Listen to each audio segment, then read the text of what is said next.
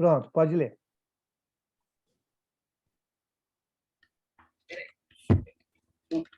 Então,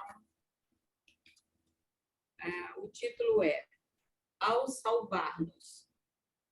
Tem a passagem bíblica. Salva-te a ti mesmo e desce da cruz. Essa passagem está em Marcos, no capítulo 15, versículo 30. Esse grito de ironia dos homens maliciosos continua vibrando através dos séculos. A criatura humana não podia compreender o sacrifício do Salvador. A terra apenas conhecia vencedores que chegavam brandindo armas, cobertos de glórias sanguinolentas, heróis da destruição e da morte, a caminho de altares e monumentos de pedra. Aquele Messias, porém, distanciara-se do padrão habitual. Para conquistar, dava de si mesmo, a fim de possuir, nada pretendia dos homens para si próprio. No propósito de enriquecer a vida, entregava-se à morte. Em vista disso, não faltaram os escarnecedores no momento extremo, interpelando o divino triunfador com mordaz expressão. Nesse testemunho, ensinou-nos o Mestre que, ao nos salvarmos, no campo da maldade e da ignorância, ouviremos o grito da malícia geral, nas mesmas circunstâncias. Se nos demoramos colados à ilusão do destaque, se somos trabalhadores exclusivamente interessados em nosso engrandecimento temporário na esfera carnal, com o esquecimento das necessidades alheias, há sempre muita gente que nos considera privilegiados e vitoriosos. Se ponderamos, no entanto, as nossas responsabilidades graves no mundo, chama-nos loucos, e quando nos surpreende em experiências culminantes, revestidas da dor sagrada que nos arrebata a esferas sublimes, passa junto de nós, exibindo gestos irônicos e recordando os altos princípios esposados por nossa vida, exclama desdenhosa: salva-te a ti mesmo e desce da cruz. Obrigada, Silvânia. Gostaria de comentar? Alguém gostaria de comentar a lição?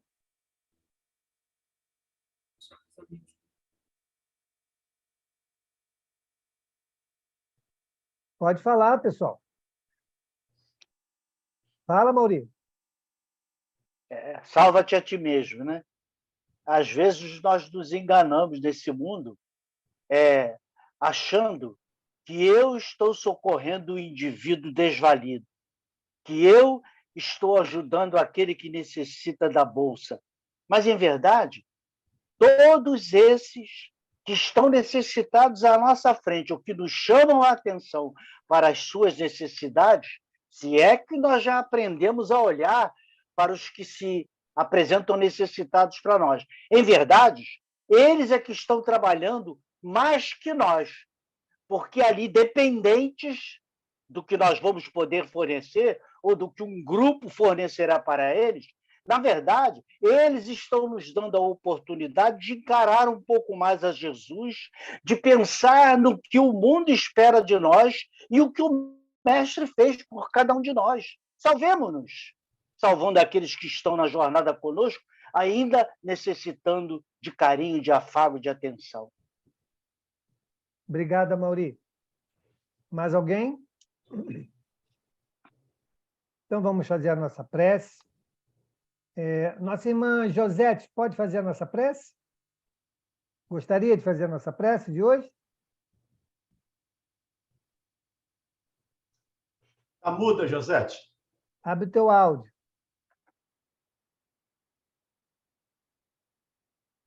Oi.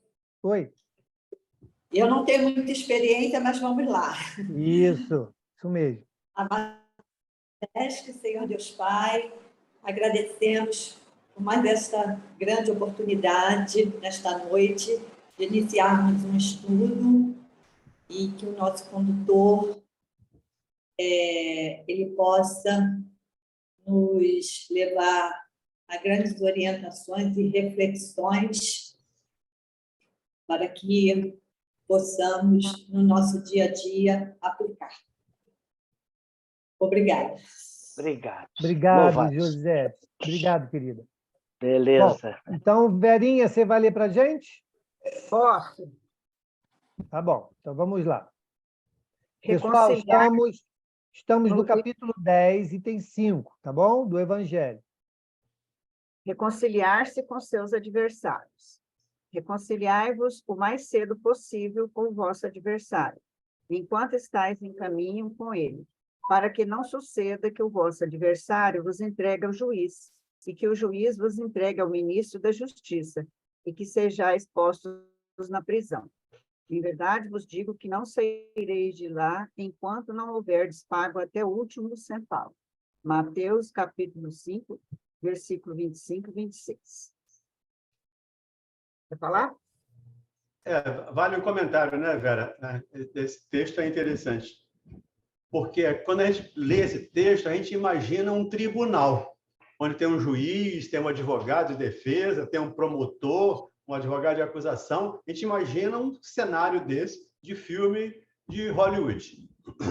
Quando, em realidade, todo esse cenário, aspas aí na palavra, está dentro da nossa consciência. O nosso grande juiz vai ser a nossa consciência.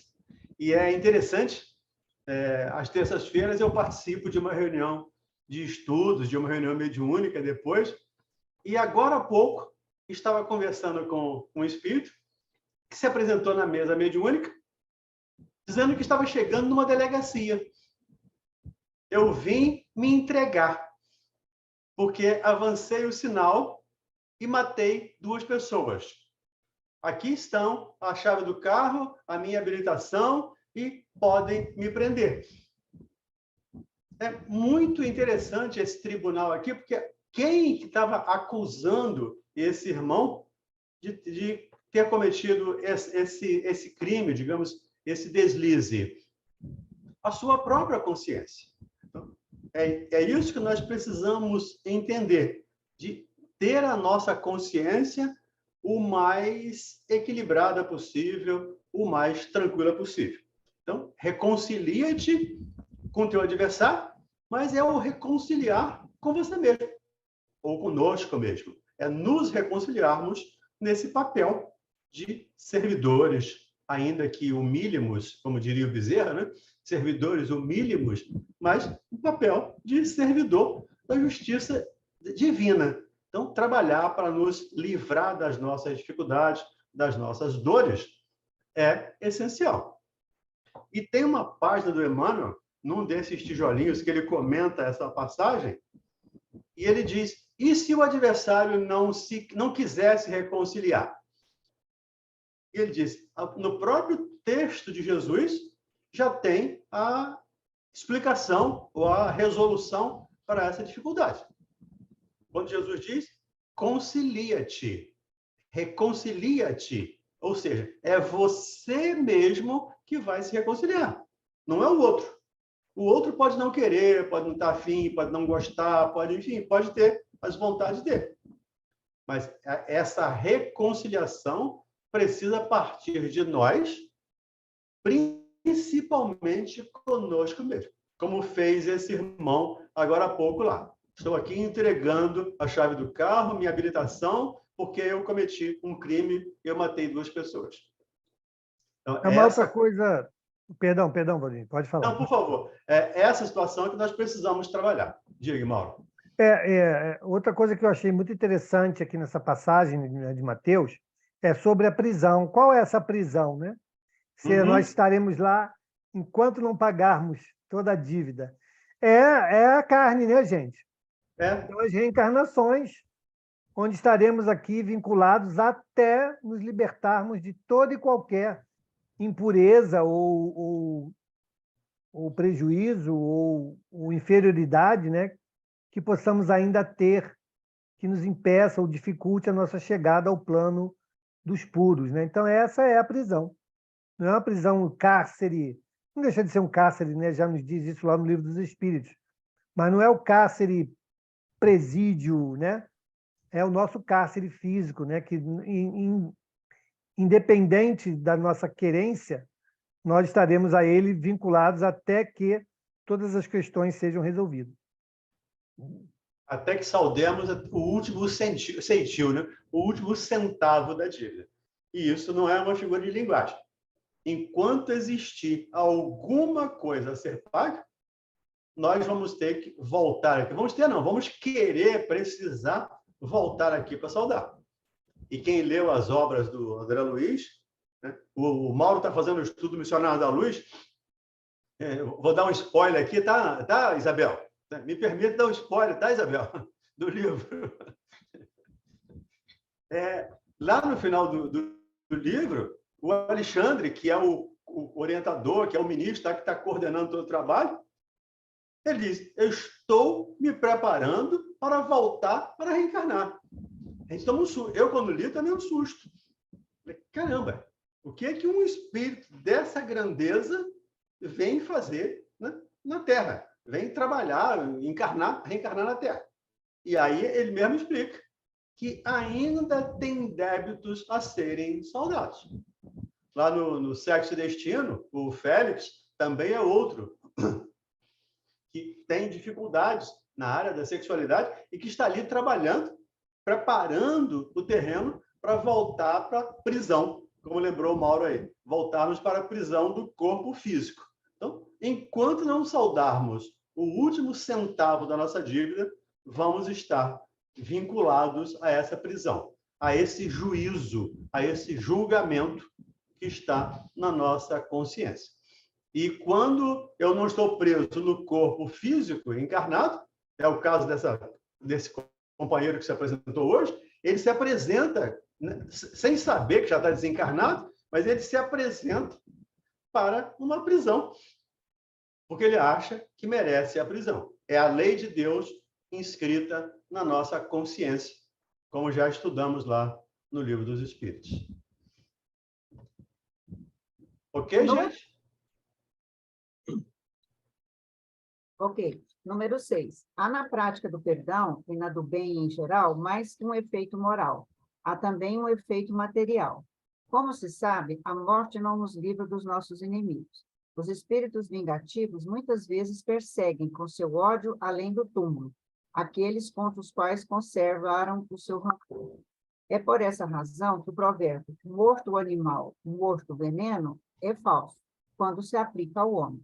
O espírito mal espera que aquele a quem ele deseja mal esteja encerrado em seu corpo e assim menos livre, para poder atormentá-lo com mais facilidade, atingi-lo nos seus interesses ou nas suas afeições mais queridas. É preciso ver nesse fato a causa da maioria dos casos de obsessão.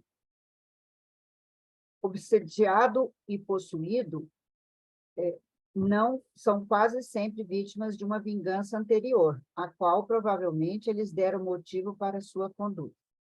Deus assim... Vamos dar uma paradinha aí, Vera, para a gente ir levando aos poucos. De novo, o Kardec falando aqui da obsessão. E aí vamos voltar ao primeiro item evangélico, lá na oração de Mateus, da prisão. É um outro tipo de prisão, onde nós estamos vinculados em função de dívida, em função de afinidades, em função de problemas que tenhamos criado, estamos vinculados a esses companheiros que estão nos cobrando. E é por isso que a gente fala aqui, lá no SEAC, ou no consultório, onde quer que estejamos, na rádio, onde quer que estejamos, a gente fala que a culpa não nos ajuda. A culpa é corrosiva, é cáustica. Ela só nos prejudica. Porque a culpa nos faz nos vincular a esses companheiros. Lembro lá num dos livros do André Luiz, não vou lembrar o livro agora, acho que é Libertação, onde uma irmã é submetida a um processo de hipnose e é transformada em loba.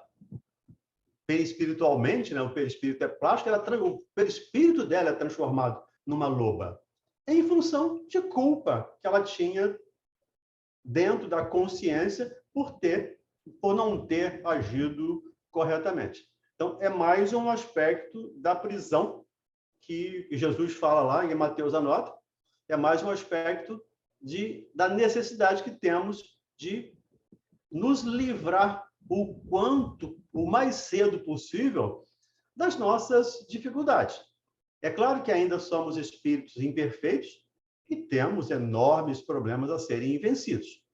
Mas mesmo como espíritos imperfeitos, né, vamos trabalhar para não fazermos companhia a Bel lá no planeta primitivo, porque senão a gente vai lá para o planeta primitivo em companhia da Isabel, e eu não quero ir, não. Isabel, só aqui já está bom, não quero ir lá, não. Eu queria lembrar também, né, que a culpa nos torna vulneráveis, né? Facilmente manipuláveis. Então, isso principalmente no plano espiritual, né? Quando chegamos lá muito corroídos pela culpa, facilmente podemos ser ali arregimentados, né? Falsamente consolados, para que sejamos ali instrumento, ferramenta, né, de irmãos aí ignorantes, porque a gente se fecha na culpa, no remorso, e isso não nos ajuda.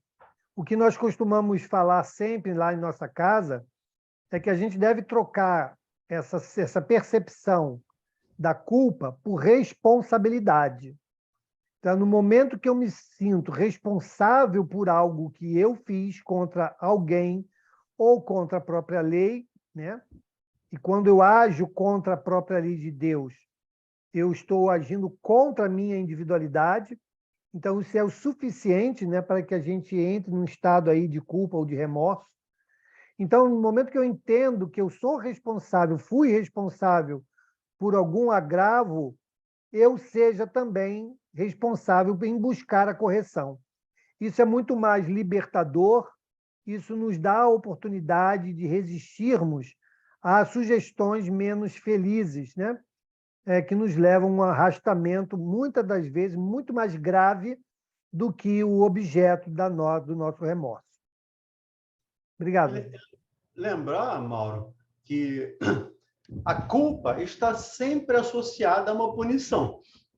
Se nós fizermos uma pesquisa, saímos aí na rua fazendo uma pesquisa, o culpado precisa de quê? O culpado merece o quê? Normalmente nós vamos vir punição. Isso é uma coisa que está no nosso inconsciente coletivo, está na nossa cultura. Culpado tem que ser punido. E o meu inconsciente, ou eu inconsciente, não sabe, não faz diferença entre essa culpa que está aqui dentro de mim e a culpa que está dentro do Mauro. Então, se eu me sinto culpado, eu vou gerar uma punição para mim. Eu vou fazer uma punição para mim. E muitas vezes nós fazemos mesmo. Fazemos, inclusive, doenças físicas, orgânicas, através da somatização. Então, nós temos a culpa e criamos doenças, criamos punições para nos livrar daquela culpa, daquele remorso. Então, é importante o que o Mauro diz aí. Quando eu sou responsável, eu respondo por aquilo. Eu vou lá e resolvo. Mas quando eu sou culpado, a única resolução é a punição. E nas leis de Deus, dentro da minha percepção, tá? Eu sempre digo aqui a minha percepção, nas leis de Deus não tem punição. Tem oportunidades de correção. Tem colheita das plantações. Então, Deus está me punindo porque eu estou com problemas. Mas quem criou esse problema? Não foi Deus. Eu criei com a minha vontade, com a minha liberdade, com o meu livre-arbítrio. E, obviamente, eu vou ter que responder por isso. Então, a gente precisa trabalhar esse aspecto da culpa-responsabilidade, nos livrar dessa palavra. E nos livrar da palavra mesmo, tá? A Joana de Ângeles tem uma fala que ela diz que, de futuro, as palavras culpa e pecado serão extintas do nosso vocabulário. Então, se de futuro elas serão extintas, vamos começar agora. Vamos trocar a palavra culpa por responsabilidade. Pecado por equívoco. O equívoco a gente conserta. Aqui se faz, aqui se repara, né? Tem um livro do Gerson que tem esse título. Nós vamos reparar tudo aquilo que fizermos. Então, eu não cometi um pecado, né? Até porque pecado, já falamos aqui outras vezes, a origem da palavra é o desvio da lei. Quando eu me desvio da lei de Deus, eu estou pecando, cometendo um pecado, segundo lá os estudiosos do grego. Eu não sou estudioso, não conheço grego, mas os estudiosos dizem isso, que o pecado significa o desvio da lei. Então, vamos trabalhar. É claro que vamos nos desviar ainda, ou pelo menos eu vou me desviar ainda. Mas eu preciso estar consciente para cada vez me desviar menos e por menos tempo. Se eu passei 10 reencarnações me desviando, deixa eu diminuir esse tempo até o ponto de não mais reincidir nesse desvio da lei. Ok? Continua? Deus assim o permite. Continuemos. Deus assim o permite para puni-los pelo mal que eles mesmos fizeram. Ou se não o fizeram, por não terem sido indulgentes nem caridosos ao deixarem de perdoar. Eu falei no castigo e está aí, né? Deus permite a situação atual para punir do mal que fizeram ou que não fizeram. Não é que Deus esteja punindo, é que eu estou me desviando das leis. As leis de Deus, ou digamos a principal lei de Deus, é a lei de amor. Quando eu cometo um equívoco contra alguém, eu estou contrariando uma lei de Deus. Quando eu avanço no sinal vermelho, eu contrario uma lei de trânsito e eu sou multado. Eu estou sendo punido? Não. Eu escolhi avançar no sinal. Quando eu cometo um furto, eu vou ser penalizado, vou ser preso, julgado, enfim. Isso é uma punição? Não, eu escolhi essa situação. Então, quando diz aqui que Deus pune, não é Deus. Deus não está lá castigando, olhando para quem vai punir. Mas as leis que ele estabeleceu e que são imutáveis. Então, se eu botar a mão no fogo, eu me queimo. O fogo é culpado? Não. Eu sei disso e fui descuidado, digamos assim, nesse aspecto. Então, só para pegar essa parte aqui. Diga aí, Amaury, você levantou a mão aí. Liga o som. É para lembrar que só em deixar de fazer um bem já é o mal. Se a gente se firmar nisso, a gente se desvia pouco. Eu me desvio pra caramba. Mas o norte é esse. Pô, se eu deixar de fazer o bem, eu já estou praticando o mal. Porque, em realidade, como lembra o Mauro aí, né? O Mauro sempre fala nisso, né? O mal não existe, né? Existe a ausência do bem. Assim como a treva não existe. Existe a ausência da luz. Quando eu acendo a luz, ok, não tem treva. E o mal também é nesse aspecto. Então, o Mauro tem razão. Quando eu deixo de fazer o bem, eu abri espaço para que acontecesse, para que o bem não acontecesse.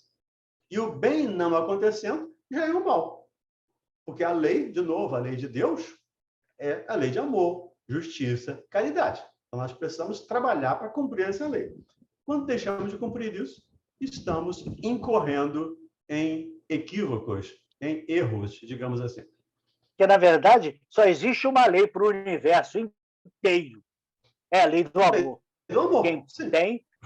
Quem tem faz pelo que não tem, quem pode pelo que não pode. Os astros trabalham essa lei automaticamente. Perdão. Porque a lei de Deus, as leis de Deus são auto-aplicáveis, né? Independe de mim, independe de cada um de nós.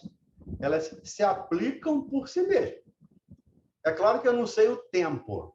É uma coisa que os ansiosos aí têm muita dificuldade com isso, né? Porque quer que a coisa aconteça no tempo dele.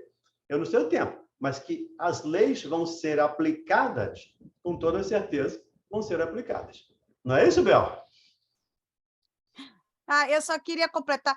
Falando nisso, vou falar aqui que, Valdenir, você nunca vai ser convidado para nenhum clube do livro. Começa por aí. Mas o que eu queria falar sobre o que foi falado, eu já não acho que, por exemplo, se eu não deixei de fazer o mal, se eu não deixo de fazer o bem se é fazer o mal.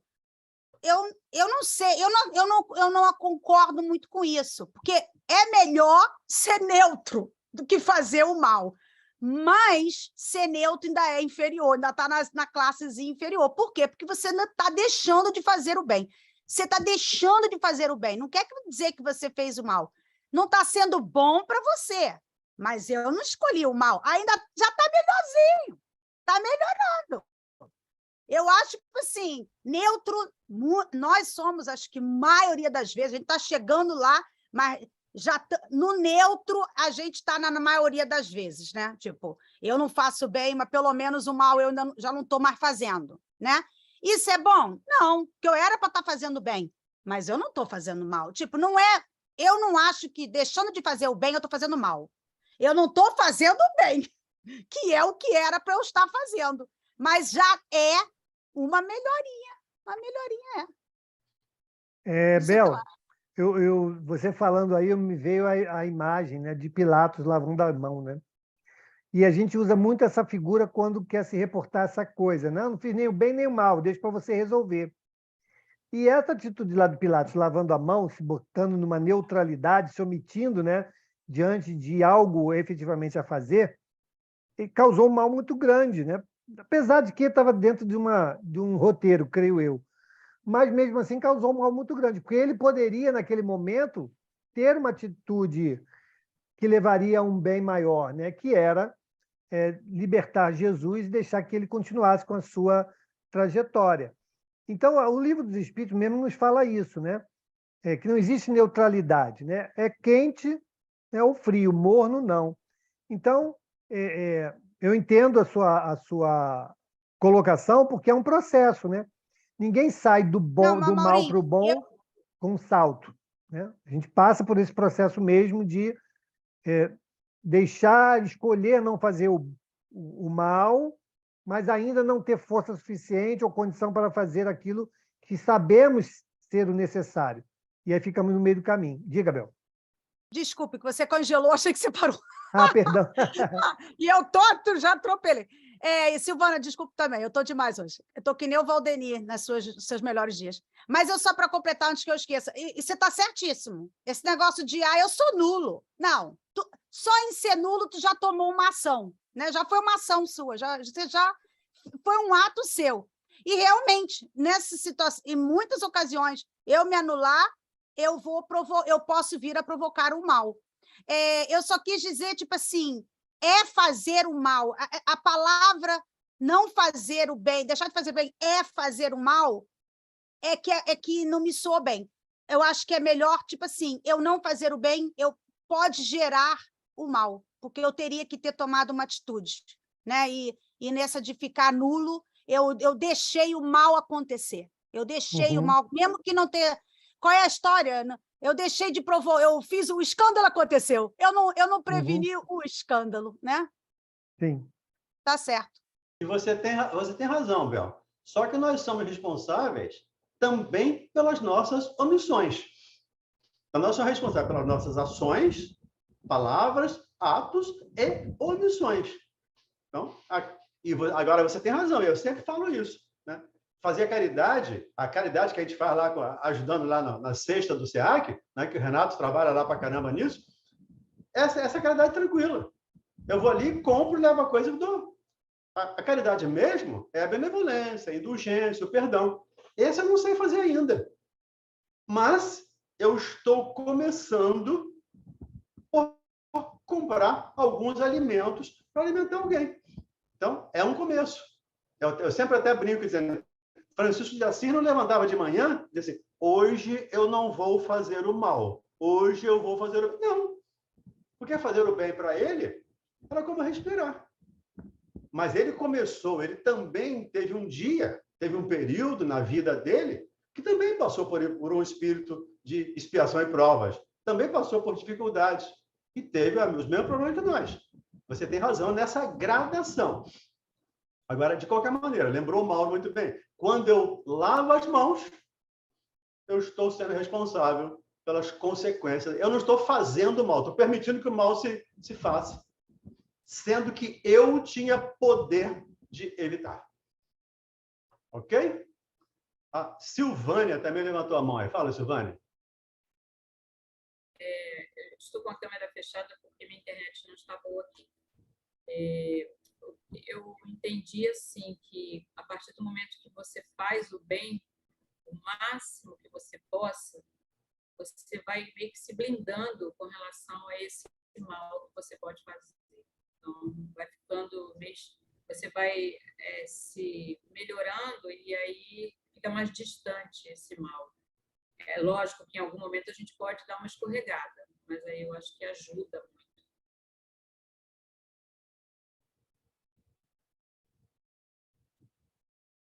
Não sei se a Silvânia congelou ou se ela parou. Ela terminou o pensamento. Terminou. Silvânia, você, de certa maneira, ratificou aí o que nós falamos. Nós vamos ser responsáveis, sim, mas precisamos entender que ainda somos espíritos de terceira ordem. Não sei que classe lá, na 10ª classe, 9ª classe, aí, cada um dá uma lida lá e vê onde se enquadra, mas estamos na terceira ordem. Não somos bons espíritos ainda. E temos dificuldades enormes a serem vencidas, de uma maneira geral, tá? Claro que pode ter algum anjo aí no grupo que a gente não sabe. Está aí supervisionando o trabalho da gente, a gente agradece, mas a gente não sabe. Mas, no meu caso, pessoalmente, eu tenho enormes dificuldades a serem vencidas.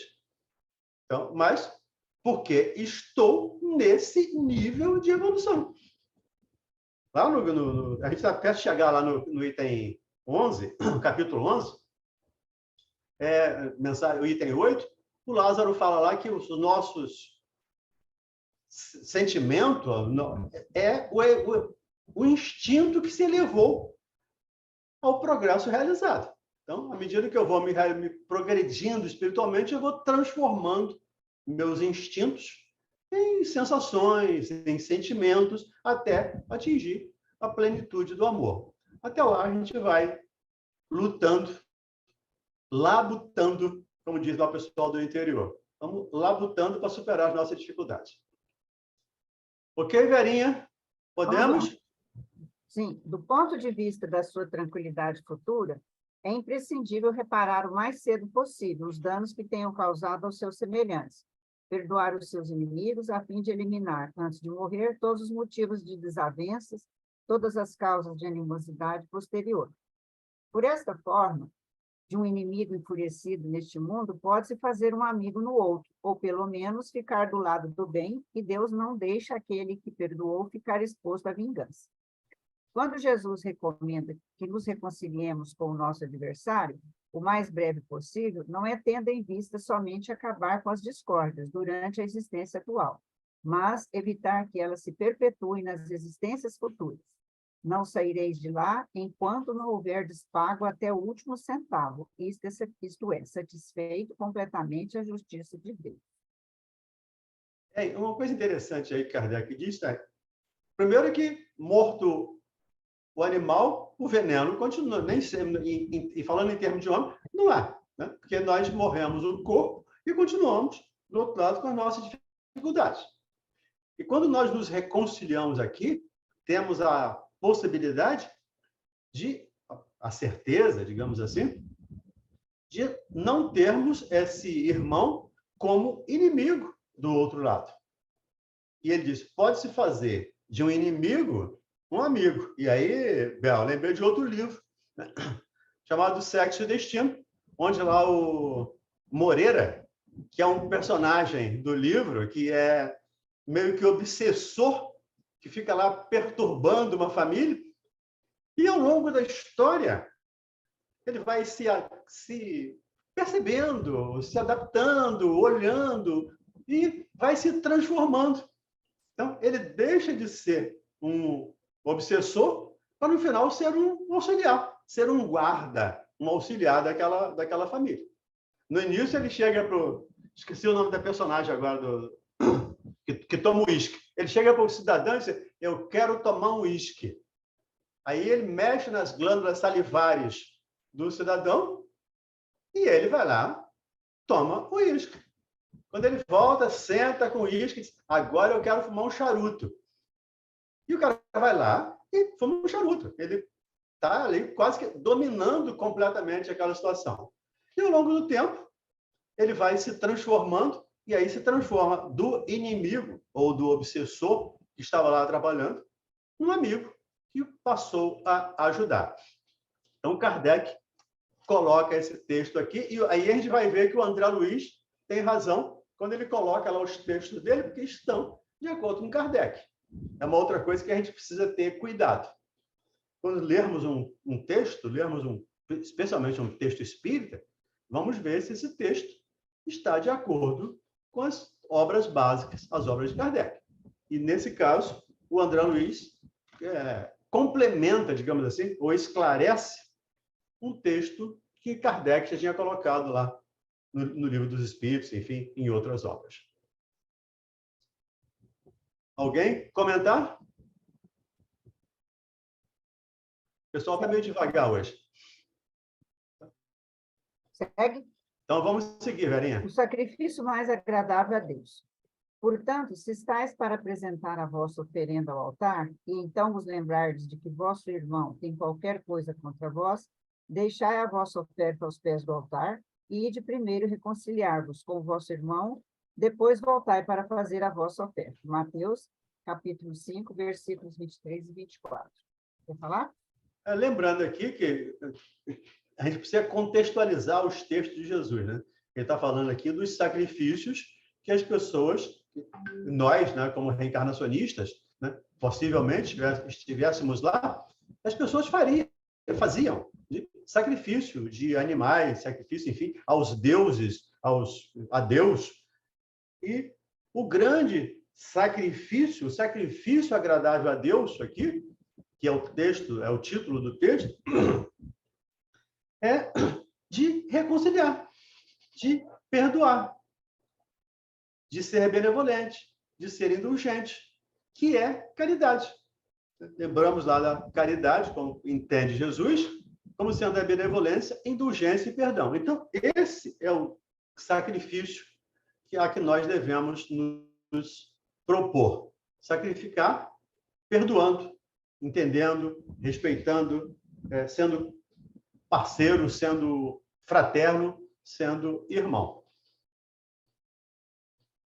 Ok? Ok. Quando Jesus disse, ide-vos reconciliar com o vosso irmão, antes de apresentar vossa oferenda ao altar, ele ensinou que o sacrifício mais agradável ao Senhor é o do próprio ressentimento, que antes de se apresentar para ser perdoado, é preciso que ele mesmo tenha perdoado aos outros e que, se cometeu um erro com um de seus irmãos, o tenha reparado. Somente... Só um minuto aí, Vera, me perdoe, mas eu gosto de ir pegando os textos curtos, fica mais fácil. E aqui, quando ele fala do perdão, né, antes de eu me apresentar para ser perdoado, eu preciso perdoar. Está lá também na narração de Mateus, quando Jesus nos ensina como devemos orar. E os discípulos perguntam a ele, né? Os apóstolos perguntam a ele, como fazemos para orar? Entra para o seu quarto, quando quiser orar, entra para o seu quarto e diga assim, Pai nosso que estás no céu. E aí ele cita a oração, chamada oração dominical. E dentro da oração está, perdoa as nossas dívidas na proporção que perdoarmos aos nossos devedores. E aí a gente vai dizer, se eu não perdoar, Deus não me perdoa. De novo, não é Deus. É a lei. Porque quando eu perdoo, eu estou sendo perdoado. Não é assim que Francisco de Assis nos ensina? Amando que se é amado, perdoando que se é perdoado, dando que se recebe. Então, é iluminando que se ilumina, se auto-ilumina. Então, essa é a lei. Nós precisamos estar consciente disso para, na medida do possível, perdoarmos. Porque também nós temos uma percepção um pouco diferenciada do perdão. Nós achamos que estamos fazendo um grande favor quando perdoamos alguém. Estamos fazendo um favor a esse alguém, perdoando-o. E, pelo contrário, nós estamos fazendo um favor a nós mesmos. Eu estou me livrando daquele fardo, daquele peso, daquela coisa atravessada na garganta, que não engole, que dá úlcera, que dá estomatite, dá câncer. Quando a gente perdoa, a gente vai se livrando disso, a gente coloca isso para fora. Então, o beneficiado do perdão não é o outro, em princípio, mas sempre nós mesmos. Como princípio, nós mesmos somos perdoados. Porque quando perdoamos, somos perdoados também. E quem de nós não precisa de perdão? Quem de nós, aí eu posso dizer todos, né? Quem de nós nesse planeta Terra não precisa de perdão, não cometeu qualquer irregularidade e precisa de perdão? E só seremos perdoados se aprendermos a perdoar. Não é isso, Silvânia? Eu marquei aqui até nessa leitura que a Verinha fez, o seu comentário, e que eu tenho que ter o coração leve, puro, né? Bom, coração bom. Então, acho que é isso que Deus quer de mim. E quem sou eu para julgar qualquer pessoa? Eu posso, muitas vezes, fazer pior do que o outro fez, né? Então, eu tenho que ter esse olhar sempre. É isso que Deus quer de mim, né? Que eu não julgue. É isso. Mesmo, Silvana, que não façamos mais isso hoje, e é possível que muitos de nós já não cometa tantos equívocos, né, hoje em dia, mas já fizemos isso, com toda certeza. E quando fizemos, ficamos muito felizes quando alguém chegou e nos perdoou. Quando alguém chegou e nos estendeu a mão. Então, mesmo que eu não faça hoje mais, ótimo, lembrando aí a fala da Isabel, mesmo que eu não faça mais isso hoje, mas eu já fiz, com toda certeza eu já fiz. Eu já matei, já roubei, já desapropriei. Eu já fiz um monte de bobagem ao longo da história. E fiquei muito feliz quando meus amigos espirituais, né, me avalizaram, me permitiram que eu voltasse para aqui para recomeçar o processo e ainda me dão uma benesse do esquecimento. Você não vai se lembrar das besteiras que você fez. Você vai para lá, vai recomeçar numa boa, vai errar de novo, claro. Espírito imperfeito é assim mesmo. Mas vai errar menos. E essa é a ideia. Errar menos. Então, quanto menos eu errar, mais possibilidade de crescer, de crescimento. E aí é que a gente vai caminhar. Tudo bem? Somente assim a sua oferenda será agradável, porque virá de um coração puro de qualquer mau pensamento. Jesus materializou esse preceito porque os judeus ofereciam sacrifícios materiais, e ele precisava colocar suas palavras de acordo com os usos daquela época. O cristão não oferece dádivas materiais, porquanto espiritualizou o sacrifício, mas o preceito para ele tem ainda mais força, pois o cristão oferece a sua alma a Deus, e essa alma deve ser purificada. Entrando no templo do Senhor, ele deve deixar do lado de fora todo sentimento de ódio e de animosidade, todo mau pensamento contra seu irmão. Só então sua prece será levada pelos anjos aos pés do Eterno. Eis o que Jesus ensina por essas palavras: deixai vossa oferenda aos pés do altar, e de primeiro reconciliar-vos com vossos irmãos, se quiserdes ser agradável ao Senhor. Alguém quer comentar? De certa maneira, nós já antecipamos esse comentário, não? Quando falamos do perdão, falamos da contextualização da fala de Jesus. Os judeus faziam esse sacrifício, tinham esse esse expediente, tinha essa cultura de fazer sacrifício, e Jesus não veio destruir as leis, e algumas nem mesmo as leis materiais. Ele veio dar cumprimento às leis. Então, quando ele falou do sacrifício, ele estava falando para aquele povo que fazia sacrifícios lá no altar, matando animais, oferecendo sangue lá aos deuses, com todos aqueles rituais. Mas o grande sacrifício, que, de novo, agradável a Deus, é quando temos a capacidade de perdoar aos nossos adversários, digamos assim, aos nossos irmãos que se equivocaram contra nós. Na verdade, né, Valdemir, eu fico pensando que como eu tenho familiares, né, que são bandistas, e a gente vê essa prática muito lá, né, dessas oferendas, né? Isso acaba virando uma forma de paga, né? Eu quero tal coisa, o que você quer em troca para fazer para mim? E aí a gente acaba vendo essas oferendas, né, no sentido de barganha. Mas nós também fazemos essas barganhas, né? Quantas vezes a gente condiciona, né, alguma coisa que, na nossa percepção, vai ser agradável a quem eu quero seduzir para que faça algo para mim, e assim a gente faz a devida oferenda, né? Esquecendo que, nessa visão que a doutrina espírita nos traz, o que Deus espera de nós é exatamente esse progresso de entendimento e de condições de amar mais. Porque assim que nós angariarmos esse status, naturalmente, a nossa capacidade, não só de entender, de compreender, de valorizar, mas também de perdoar, de ser misericordioso, né, de ser fraternal, na mesma proporção ela aumentará. E aí nós não precisaremos, claro que, como você já falou aqui, né, os irmãos já comentaram, Deus está sempre atento, né, para nos dar o auxílio de que precisamos. Mas, na medida em que nós caminharmos nesse sentido de progresso, menos precisaremos desse auxílio, porque em nós próprios teremos os recursos para resolvermos essas questões e de oferecermos ao próximo aquilo que tivermos de melhor, né? Então, é muito interessante isso, porque a oferenda, na verdade, eu quero terceirizar o serviço. Eu não quero me melhorar, alguém vai fazer para mim, eu quero pagar por isso. E a paga é a oferenda, né? Independente da forma como ela se apresente. Você tem toda a razão. É a barganha, né, que a gente quer fazer com a divindade.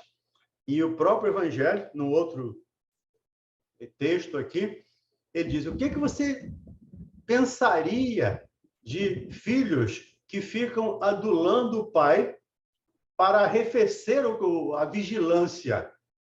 Certo? O que você pensaria a respeito disso? Aí ele diz: se pais humanos, com todas as dificuldades, não aceitam essa adulação, essa bajulação para arrefecer uma vigilância, o que você acha de Deus? E a gente sempre cita lá na rádio, né? Especialmente eu e o Pádua, né? Sempre citamos essa passagem lá de Oséias, do profeta Oséias, capítulo 6, versículo 6, quando ele diz: o pai não quer sacrifício.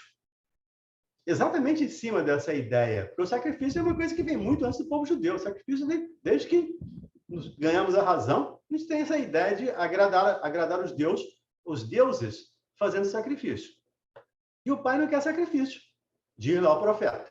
O pai quer misericórdia. E o Paulo escreve isso em alguma de suas cartas, ele repete essa fala. O pai não quer sacrifício. Oblata, não misericórdia, sim. Então, esse sacrifício que a gente faz não é nada agradável a Deus. Esse sacrifício material. O sacrifício agradável a Deus é aquele que fazemos com os nossos sentimentos, com o nosso coração. Tá boa essa água aí, Bel? Fala aí. É café. É café. Eu sei, é porque é grandão, porque aqui é chafé. Vocês sabem que aqui é chafé. É, horrível. Eu acostumei. Eu queria falar aqui, por exemplo, esse negócio quando o Maurinho falou da barganha, né, que a gente também faz. A gente fica vendo, né, quando a gente tem um susto, não, vamos dar um exemplo, né, tem um susto de saúde. Aí tu corre para tudo que é estudo, começa a fazer culto no lar. Olha, será que só sou eu que sou horrorosa assim? Porque tem muita gente aqui que deve ter passado por isso da vida, né? Tu tem um sustinho, tu já volta para o espiritismo, que é uma coisa de louco, né? Fica assim, a melhor espírita da parada. E isso acontece em tudo que é lugar. A gente, ainda mais a pandemia, olha na pandemia, gente. Na pandemia tinha o quê? 100 pessoas, 100% no grupo. E acho que até a pandemia foi isso uma coisa boa, porque trouxe a galera para a espiritualidade, para procurar Deus, né? Para procurar as coisas. Mas aí, quando tudo melhora, a poeira baixa, aquele negócio, a barganha, a gente barganha. Olha, eu vou para o estudo, se isso aqui não for nada, se isso aqui for só uma, entendeu? Como é que fala? Fetiche, eu prometo, eu vou para tudo. Então, a gente barganha. Você pensou que não barganha? Claro que a gente barganha. Isso é horrível, né? Porque a gente era para ter... Eu vou logo falando aqui, nós que estamos aqui, a gente está aqui persistente, mesmo depois, mesmo saudável, né, Angélica? Isso tem que valer alguma coisa depois, né? Não? Tem que valer.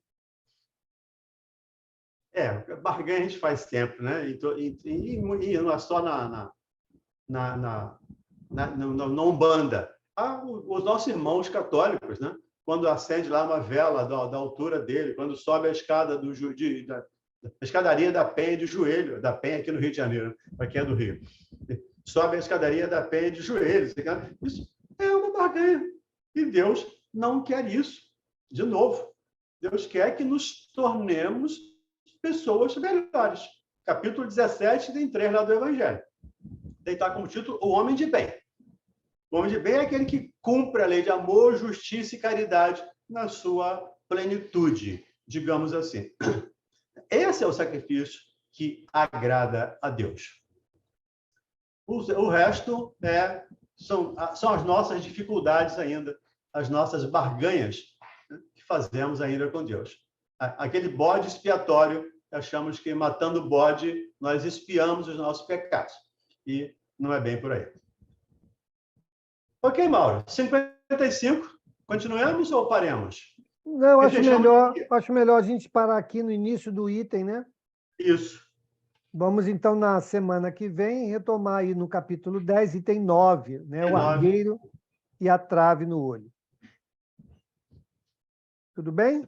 28. Bom, pessoal, lembrando, né, que amanhã nós estaremos lá na Rádio Rio de Janeiro, né? Lembrando sempre da nossa querida rádio, que nós possamos fazer o que tiver ao nosso alcance para ajudar essa nossa rádio, principalmente nas redes sociais, principalmente, né? Nós precisamos fortalecer a rádio, a presença da Rádio Rio de Janeiro nessas redes sociais, porque ela tem um alcance fenomenal, né? E são muitas vidas, né? Muitas almas ali que conseguimos levar aí o conhecimento doutrinário do Consolador. Tá? Então, pedimos aí a todos que ajudem nas suas redes sociais a divulgar a rádio, a estimular as pessoas a consumirem o conteúdo, né, que a rádio disponibiliza lá. Lembrando também, uma coisa que eu venho observando, né, a gente fala isso lá na rádio também. Por exemplo, o último programa da rádio, nós já temos lá 1.800 visualizações. E temos 800 e poucas likes. Então, a gente precisa, né, transformar a visualização em like e também em comentário, porque esse conjunto de coisas é que vai impulsionar a programação da rádio. Tá bom, gente? Então, eu peço a todos aí que nos ajudem. Vamos ajudar a rádio a se fortalecer nas redes sociais. E lembrando também, né, a colaboração de todos aqueles que puderem, aqueles que já nos ajudam, nós agradecemos imensamente na manutenção das cestas básicas. Tá bom? Por que eu estou insistindo nisso? Nós estamos, nesse mês de dezembro, numa arrecadação baixa, muito baixa. Então, a gente vai ter que, caso o cenário não mude, a gente vai ter que recorrer aí às reservas da instituição para cumprirmos aí com as cestas, né? Então, é algo que a gente luta bastante para que não possa ser assim, porque vai chegar uma hora que a gente não tem mais reserva, né? Ou das duas, uma.